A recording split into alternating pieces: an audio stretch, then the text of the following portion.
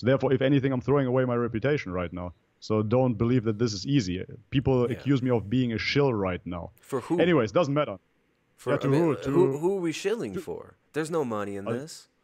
of course, Tristan. Of course, it's the egg industry. Didn't you see my last thumbnail with the egg? It's the egg industry, Oh, bro. you mean Tyson Foods, who actually owns a big part Yeah, of Beyond yeah, Meat? Tyson Foods, who's heavily involved in pushing plant-based options while trying to. sure. I mean, see, this is the thing when we talked earlier. Now, Bobby, I think you probably heard me talk about a few of these issues in the past, and Mm, I just want to clarify for the audience, for all the vegans out there who think, oh, Tristan is this or that. He's crazy conspiracy theorist. Nothing that I've put forward, none of the ideas I've put forward on this channel have ever been conspiracy theory. We are simply showing you exactly who it is that's promoting plant-based diets, who it is that is using mm, NGOs, governments, and corporate money to push mm, an ideology as well as legislate this ideology of plant-based diets, processed, refined junk food, right? Like, I'm mm, not saying that every single person who promotes veganism is doing it because they want to destroy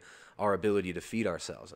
The people that are mm, really promoting this from the top, that is their obvious intention, and they've openly written about this for about 100 years now.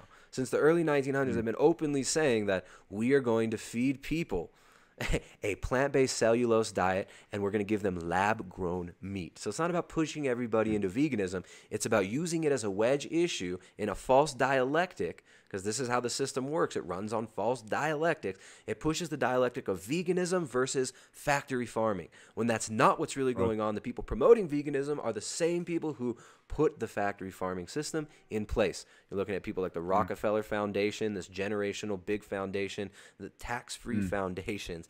The same people who donated the land that the UN sits on are the people leveraging the WHO to push Monsanto into Africa and to tell rural people in the United States that they cannot feed their families using sheep, goats, cows, and that they should get off the land, move into the big cities, and live in the smart city grids.